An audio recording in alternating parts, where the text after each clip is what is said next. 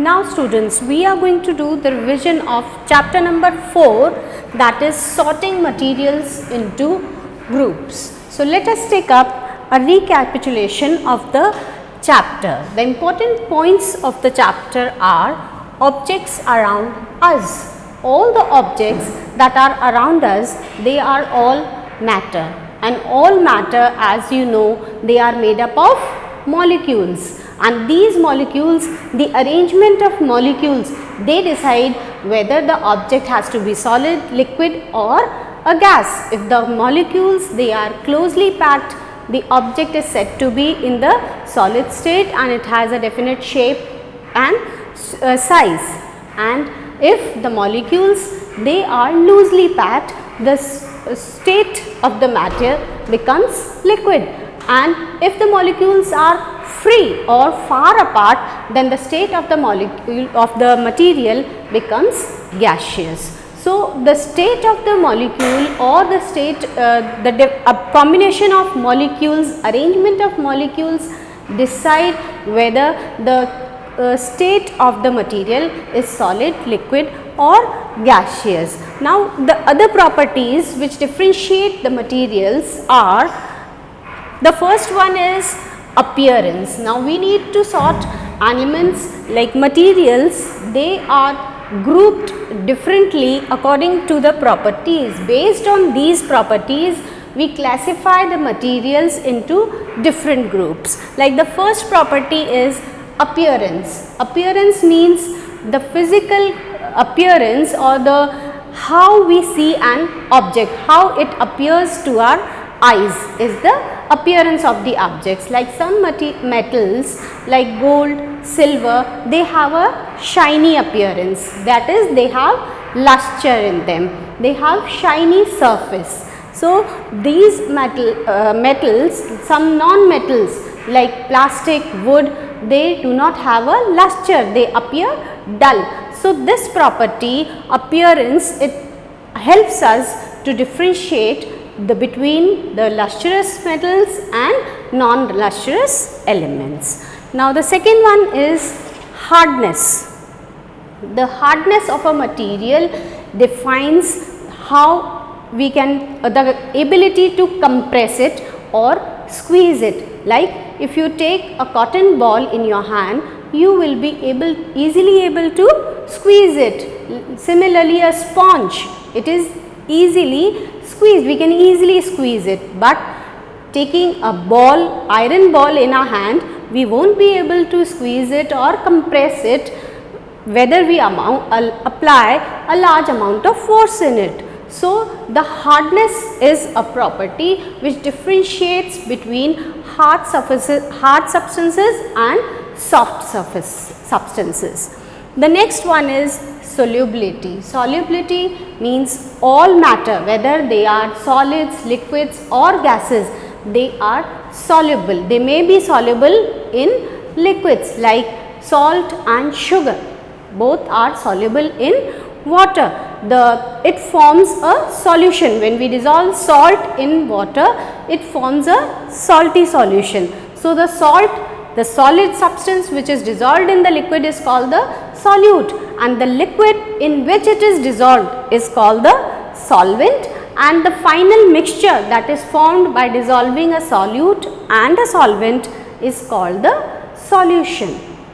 Similarly, sugars, this is also soluble in water. Now we have liquids which are also soluble in water, and two liquids that mix with each other means they completely disappear. When we mix one liquid into the other, it completely disappears, means we are not able to differentiate them or they do not form a separate layer.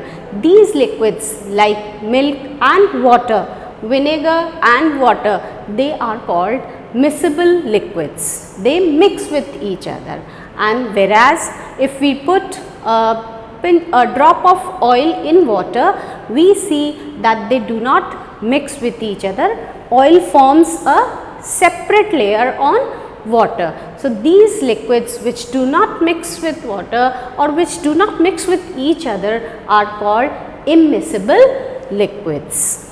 Now the next is flotation. Now you must have observed that some materials like paper, it floats on water, wood, plastic, feathers, they float on water. This property is called flotation, whereas some metals, stones, sand, they sink in water. Now this depends on the density of the substance or density of the material. We scientists usually we compare the density of a material with the density of water, which is 1 gram per centimeter cube.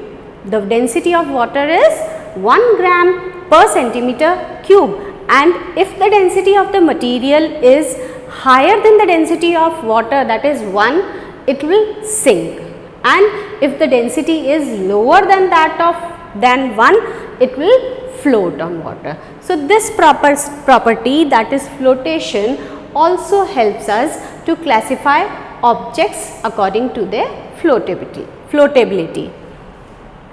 Now transparency. Based on this property, we have classified the objects into 3 types. Let us see what are they. We classify objects into 3 types. The first one is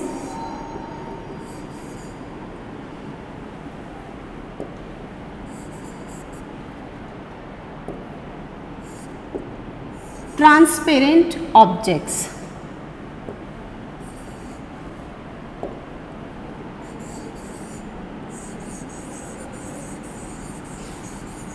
What are transparent objects?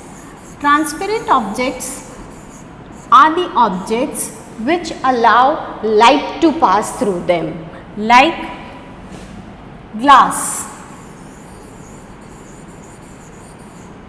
It allows light to pass through it. We are able to see completely what is on the next side. The second one is translucent.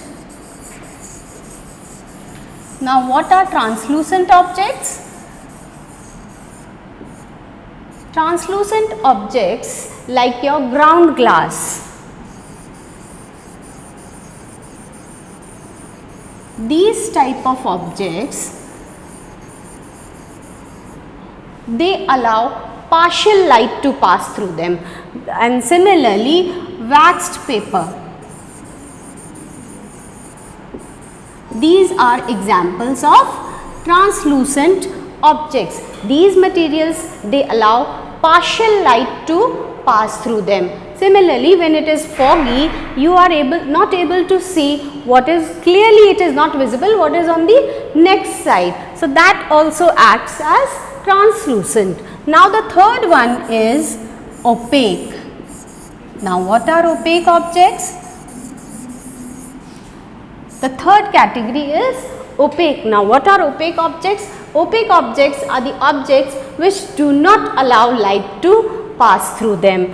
So like cardboard. Are you able to see through a cardboard? Does light pass through it?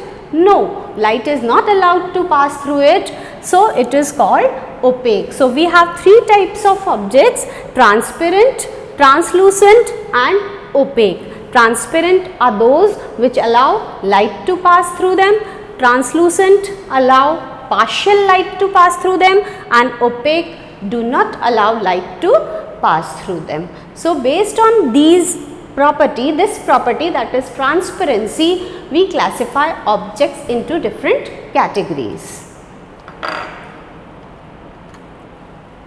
Now our next property is thermal and electrical conductivity. Based on this thermal conductivity, the vessels are made. While making utensils, this property of metals is kept in mind. You must have observed that frying pans, pressure cookers, they are made of metals like steel or aluminum, but their handles, they are not made of metals. They are made from a plastic like Bakelite. Why is that so? Have you ever wondered why is the handle made of plastic? Because the plastic is a bad conductor of heat.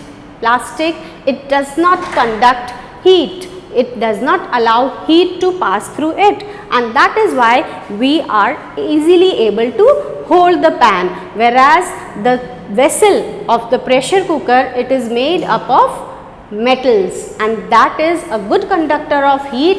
It quickly heats up when we keep it on flame. So that is why metals, they are good conductors, they conduct heat. The metals, like metals, they conduct electricity, they conduct heat, and so they are called as good conductors of heat. And some materials like plastic, rubber, they do not conduct heat through them, they do not allow heat to pass through them, so they are called as bad conductors of heat. Similarly, electrical conductivity, some metals like copper, iron, they allow the electric current to flow through them, so they are called as good conductors of electricity, whereas plastic, wood, they do not allow electric current to pass through them, and so they are called as bad conductors of electricity, or we call them insulators. Our last property that we use here for differentiation is magnetic property. Now we know that some substances like iron, cobalt and nickel, they are attracted towards a magnet, and so they are called as magnetic materials. But some substances like glass, glass, wood, plastic, they do not get attracted towards a magnet, so they are known as non-magnetic substances. So based on this property also, we can classify objects into different categories. So this was all about the chapter. Now we are going to discuss the internal questions of this chapter. The first internal question, which you will find on page number 56. This is a question from the back of the chapter. The first question is, what is meant by the term luster? As we have discussed in the appearance, the property of appearance, that luster, it is the shiny appearance of materials. Like some metals like gold, silver, they have a shiny surface, and this is known as luster. You will find this answer on page number 49. The second question, what is an insulator? This is again a question from the back exercise, question G, second part, which is on page number 56, and you find the answer for this question on page number 52. Materials, what are insulators? Insulators are the materials which do not conduct electricity and are known as bad conductors or insulators. They do not allow electric current to pass through them. Like wood, plastic, they are insulators. The third question here is, what is the density of water in grams per centimeter cube? This question is on page number 51, and the answer, that is the density of water, is 1 grams per centimeter cube. This is a very important question, beta. You need to learn it, that the density of water is 1 grams per centimeter cube. Now let's discuss the copywork. The important definitions of this chapter are, the first one, thermal conductivity. Now what is thermal conductivity?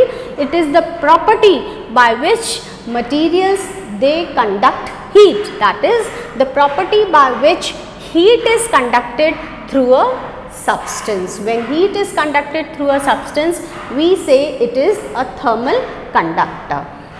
Second one, solute. Now what is a solute? So the substance that dissolves in a liquid is known as solute. Like if we dissolve salt in water or sugar in water, the solid substance that we are dissolving in water is called as solute, like sugar and salt, and the liquid in which it is dissolved, like water, it is called as solvent, and the mixture of solute and solvent is known as solution. Now coming up to question and answers. Water is called a universal solvent. Why? Because why do we call water as universal solvent? Water is called the universal solvent as it readily dissolves a number of substances in it. Many substances they can easily dissolve in water. So we call water a universal solvent. Coming up to short answer type questions. Which facts should be kept in mind while making a cooking utensils? While the cooking utensils are made, what should be kept in mind? What are the properties that should be kept in mind? Following facts should be kept in mind: that it should be a good conductor of heat, so that as soon as we keep it on flame, it heats up and the food is cooked quickly. Second one, the material should be hard. The material by which the cooking utensils are made, it should be hard so that it can bear the flame or heat. Third one, melting point should be high. The melting point of the utensil should be high so that when we keep it on flame, when we heat it, it doesn't melt. So coming up to our next question, why is a separating funnel used to separate a mixture of oil and water? As you know, oil and water, they are immiscible liquids, and we use separating funnel to separate them because they form a separate layer. Oil forms a separate layer on water.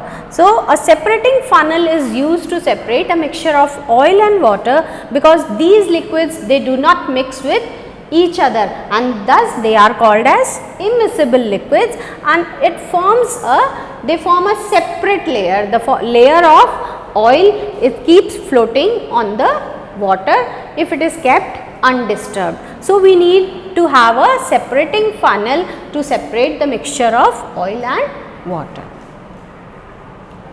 Our next question is, define the terms transparent, translucent and opaque. As we have discussed, what are transparent objects? Transparent objects are the materials which allow the light to pass through them. They allow light to pass through them, and so they are called as transparent, like glass. The second one is translucent.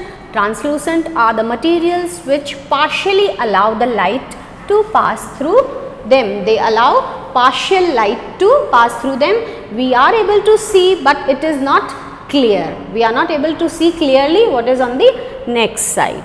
The third one is opaque. These materials which do not allow the light to pass through them at all. These are the materials which do not allow light to pass through them, like wood. We are not able to see the other side, means it does not allow light to pass through it, not at all, not us, we cannot see what is on the next side. Second part of this question is, why are the window panes of bathrooms made of translucent glass? The window panes of bathrooms, they are made of translucent glass so that we cannot see the objects clearly through the glass, so that the one who is outside is not able to see clearly what is going inside. Now our next question, define classification. Now what is classification, or what do you mean by classification? Classification is the process of grouping things based on similarities and dissimilarities in their properties. Similar properties, objects having similar properties, they are grouped in a separate heading, and the materials that are having dissimilarities in their properties, they are put into the separate heading. So this is known as classification or sorting. Now on what basis are the various materials classified? What are the things or what are the properties which should be kept in mind while classification? The materials are classified on the basis of appearance, hardness, solubility, floatability, transparency, thermal and electrical conductivity and magnetic property. These are the properties. Based on these properties, we classify the materials into different groups. Now comes our differentiation. Differentiate between miscible and immiscible liquids. As I told you earlier, miscible liquids are the liquids which mix together to form a solution, like vinegar and water. They mix with each other.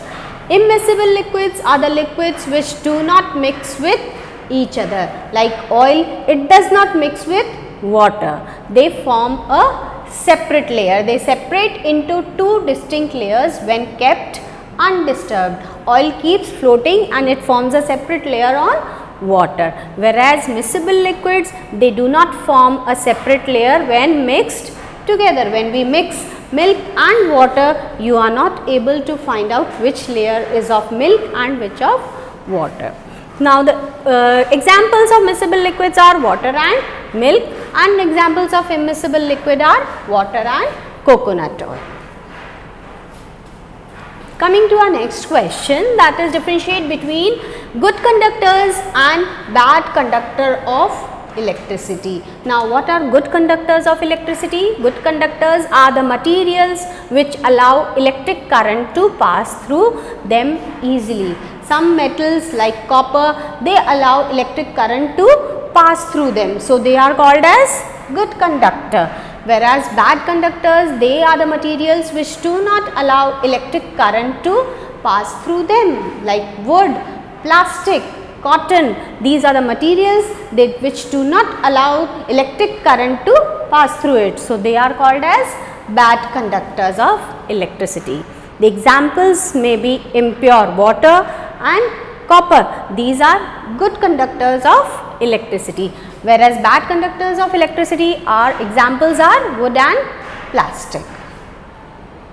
The second part of this question is differentiate between hard and soft materials. Now, hard materials are the materials which cannot be compressed easily, like an iron ball. You cannot compress it easily, whereas soft materials are the materials which can be compressed easily. These are the materials like your sponge. We can easily squeeze it. So, it is a soft material. The shape cannot be changed by applying any amount of force. Whether you apply any amount of force, the shape remains the same because they are hard materials, whereas the shape of the soft materials like your cotton ball or a sponge, the shape changes as you apply a small amount of force on it. So, the shape can be changed easily. The examples of hard materials are diamond and metals, whereas the soft materials you can give the examples like cotton and wax.